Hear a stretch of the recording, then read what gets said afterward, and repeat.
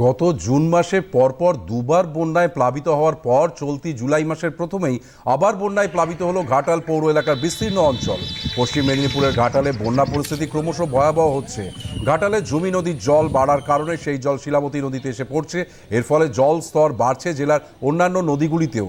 নতুন করে আজ ঘাটাল পুরসভার 10 থেকে 12টি ওয়ার্ড প্লাবিত হয়েছে। চাউলি, গড়, প্রতাপনগর, পাঁচঘড়া, কিসমত, সুদামবাটি এলাকাগুলি জলমগ্ন। বন্যার জলে কৃষিকাজে ব্যাপক ক্ষতি হয়েছে, খোলা হয়েছে ত্রাণ শিবিরও।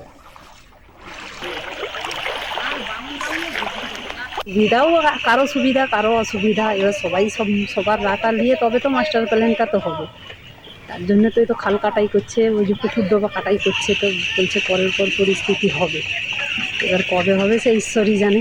এখানে বন্যা হয়ে যায়, আমরা দাদুর আমলেও শুনেছি, বাবার আমলেও শুনেছি, বা আমরাও দেখছি বহুদিন থেকেই মাস্টার প্ল্যান হবে। বিভিন্ন দল যখন ক্ষমতায় থাকে তারা তখন মাস্টার প্ল্যান করার প্রতিশ্রুতি নিয়ে মানুষের কাছে ভোট নেওয়ার প্রচেষ্টা করে।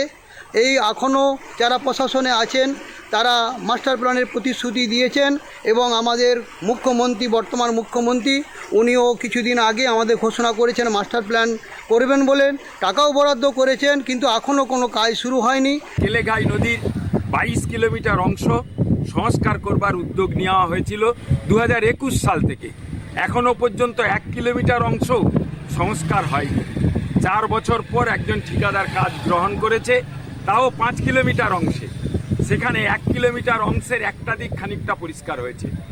আমাদের জেলারই গঙ্গাখালী একটি খাল, 16 কিলোমিটার দীর্ঘ খাল, 2 বছর ধরে ঠিকাদার 10 কিলোমিটার খালও সংস্কার করতে পারেনি।